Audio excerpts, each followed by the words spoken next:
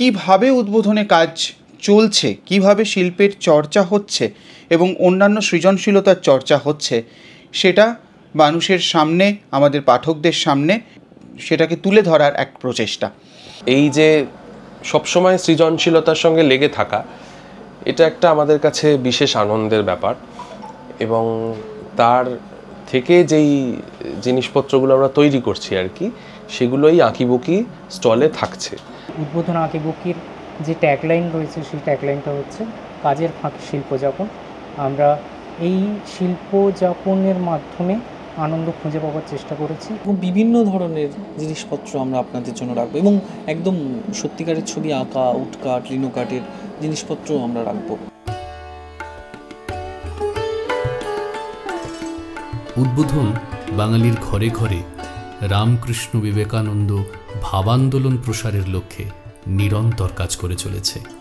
শ্রী শ্রী ঠাকুর, শ্রীমা, স্বামীজির জীবনকথা যেমন বইয়ের পাতায় মূর্ত হয়ে উঠছে, তেমনি সম্প্রতি লিনোকাট কিংবা উডকাটের মতো শিল্প মাধ্যমেও ফুটে উঠছে তাদের প্রতিকৃতি।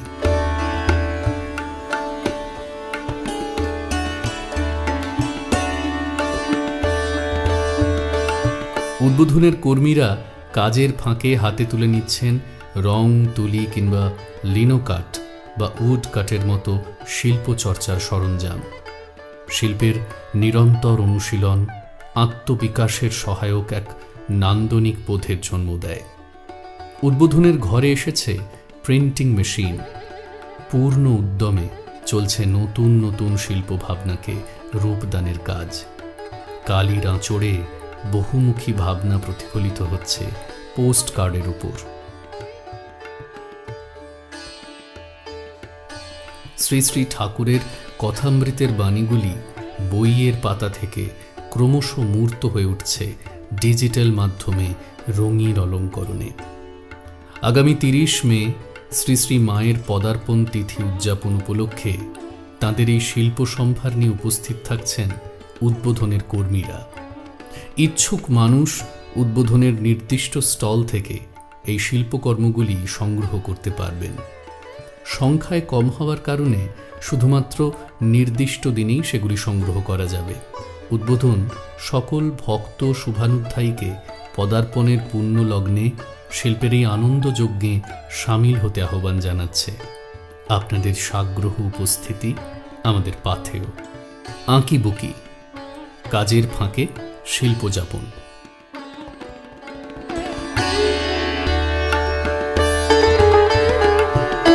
শাস্ত্র বলছেন আত্মসংস্কৃতির ভাব শিল্পানি।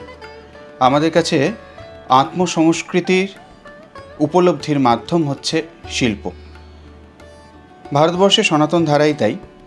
স্বামীজি চাইতেন সমস্ত কাজে, দৈনন্দিন চর্যায় যেন শিল্প ফুটে ওঠে। সেটাই কিন্তু ভারতবর্ষের সনাতন ধারা। তাই আমরা উদ্বোধনে চেষ্টা করি স্বামীজির এই আদর্শকে যেন আমরা আমাদের কাজের মধ্যে ধরতে পারি। তাই এবারে মায়ের পদার্পণ উৎসবে আমরা একটা ছোট্ট প্রচেষ্টা করছি, উদ্বোধন আঁকিবুকি। আঁকিবুকি কথাটার মাধ্যমে আমরা বুঝতে পারছি যে একটা কাজের ফাঁকে শিল্প যাপনের প্রয়াস। কাজ মানে আমরা সাধারণত যে কাজ করি তার বাইরে কিছু কাজ করছি, তার নাম দেওয়া হয়েছে, একটা পোশাকি নাম দেওয়া হয়েছে আঁকিবুকি। আমরা যারা উদ্বোধনের এই ক্রিয়েটিভ টিমের সাথে যুক্ত রয়েছি তারা প্রত্যেকেই কিছু না কিছুভাবে মায়ের এই পদার্পণ দিবসের সাথে যুক্ত হয়েছে এবার। এবং এই যে সবসময় সৃজনশীলতার সঙ্গে লেগে থাকা, এটা একটা আমাদের কাছে বিশেষ আনন্দের ব্যাপার, এবং তার থেকে যেই জিনিসপত্রগুলো আমরা তৈরি করছি আর কি, সেগুলোই আঁকিবুকি স্টলে থাকছে। আমরা তো কাজের ফাঁকে ফাঁকে আমাদের আর্টওয়ার্ক করি, করতে করতে আমাদের একটা নিজস্ব স্টুডিও হলো, আমাদের প্রিন্ট মেকিংয়ের একটা মেশিনও এসছে। এছাড়াও আমাদের রং থেকে শুরু করে সবই আমাদের এখানে আছে। আমরা এখানে নিজেরা ছবি আঁকি, ছবি আঁকার পাশাপাশি আমরা নিজেদের মতন কাজ করি। কিন্তু আমাদের এবারে আমরা ভাবছি যে যদি এখানে যারা দর্শনার্থী আসেন, পাঠকেরা আসেন, তাদের জন্য যদি আলাদা কিছু ভাবা যায়, সেই জায়গাতে ভাবতে গিয়ে আমরা ভাবলাম যে ক্যালেন্ডার, হাতে আঁকা, লিনোকাটে, উডকাটে ক্যালেন্ডার নোটবুক, পোস্টার, ডিজিটাল ডিজাইনে পোস্টার। এই স্রোতের শুরু পত্রিকা এবং আমাদের যে প্রকাশনা দপ্তর রয়েছে উদ্বোধনের, সেই পত্রিকা প্রকাশনা দপ্তরের কাজের ফাঁকে ফাঁকে যখন আমরা আড্ডা দিই, সেই আড্ডার ফাঁকে আমাদের কিছু নিজস্ব চিন্তাধারা এবং শিল্পের যে কথা, শিল্পের যে ভাবনা, সেগুলো নিয়ে আলোচনার মাধ্যমে আমরা কিছু শিল্পকর্ম এবং আর্ট আমরা তৈরি করার চেষ্টা করেছি।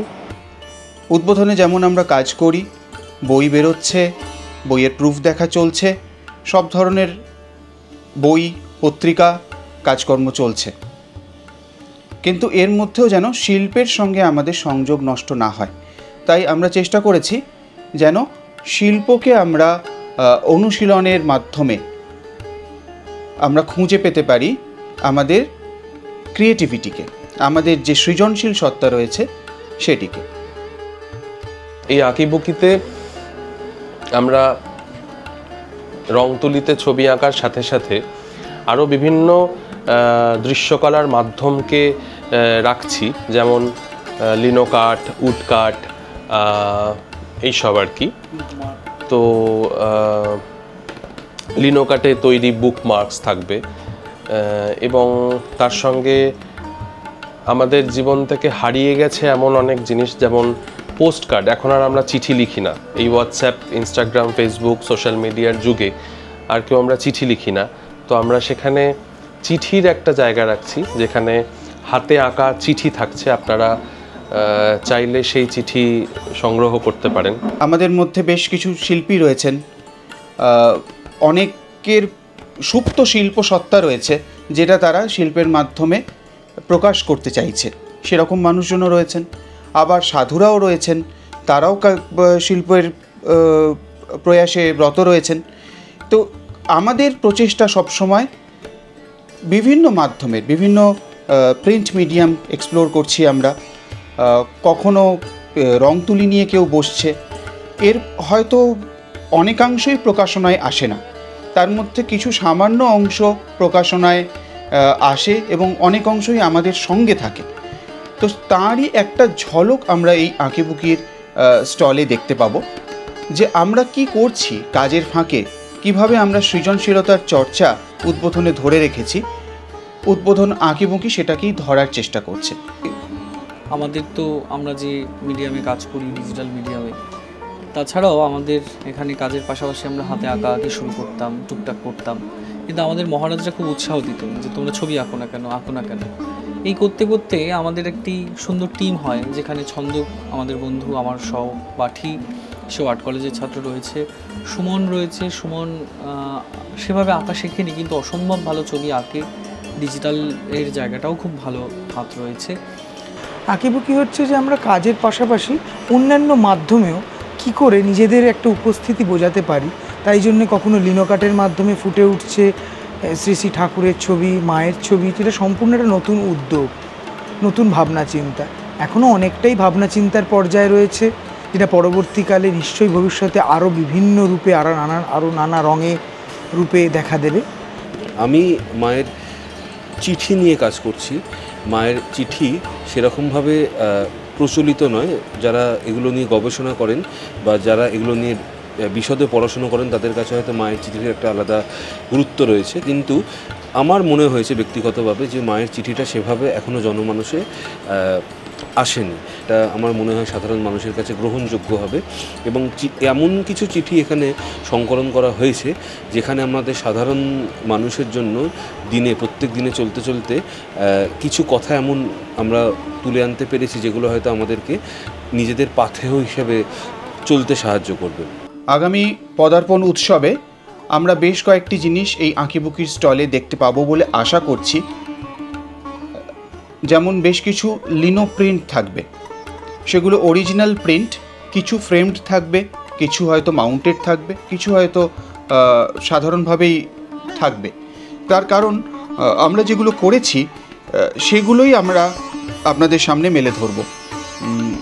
এছাড়াও থাকছে কিছু ওয়ান টাইম প্রিন্ট, যেগুলো মেটাল প্লেটের ওপর এঁকে কিছু এক্সপেরিমেন্টালভাবে করা হচ্ছে।